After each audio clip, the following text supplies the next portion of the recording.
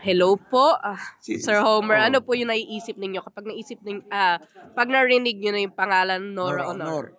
Si Nora Honor, nung bata ako, sila yung namulatan ko para manood lagi ng TV. Yung panahon ng Nora Tirso, talagang alam ko lahat yan. Yung Manny De Leon, Nora Honor, alam ko lahat yan.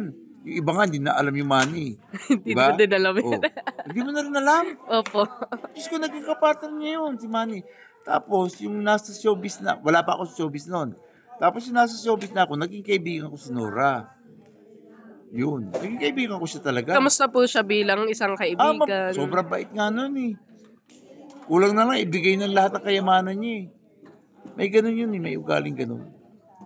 Pero si Nora, pag nagre-record, ito hindi nyo alam. Pag nagre-recording yan, ayaw niya mayroon nun sa kanya. Mahiyain po. Mahiyain. Gusto niya siya lang na andun. Yun. Alam ko yun. Eh kasi nasa kon ako. Tapos meron din ata akong show na may inareglo ko sa kanya eh. Pero sa Conden Awards Night noon.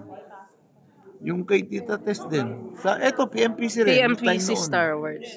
Tita Tess. Plus, diba dati nagawa natin si Nora Honor? Yung spinning wheel ba yun? Di ba? O, naalala mo yun? PMPC ba yun? Star. Yun.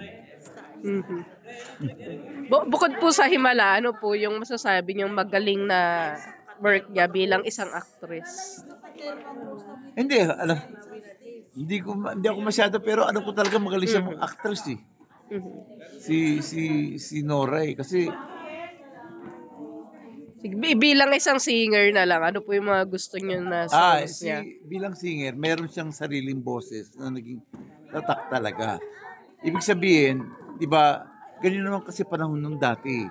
Dapat meron kang sariling quality ng boses. Alam mo yun, hindi yung, kasi kapares ngayon, tinan mo, yung mga singer na yun, pag napakinggan mo isa, parang, uy, di ba si Kwan yan? Katunog.